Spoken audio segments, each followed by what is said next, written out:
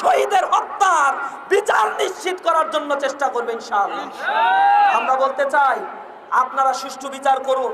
সেদিন আপনারাও ভুক্তভোগী ছিলেন।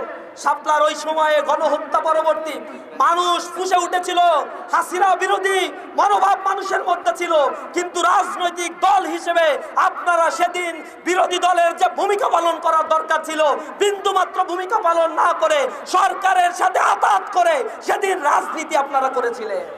রাস্তায় নামেন নাই, কোনো প্রতিবাদ আপনারা করেন নাই। আমরা সেই ইতিহাস ভুলি নাই। আমরা বলতে চাই সেই রক্তের ঋণ শোধের সময় এসেছে। যে মানুষগুলোকে হত্যা করা হয়েছে তার সুষ্ঠু তদন্ত করে বিচার নিশ্চিত করতে হবে। ক্ষতিগ্রস্ত পরিবারগুলোকে পুনর্বাসন করতে হবে। তাদের আর্থিক সহ তাদের পরিবারের যে ক্ষয়ক্ষতি হয়েছে, হামলা মামলা হুমকি দেওয়া হয়েছে, লাশ গুম করা হয়েছে, তার সকল প্রতিকার আইনগতভাবে ওই বিচার আইনগতভাবে সেই পরিবারকে দিতে হবে।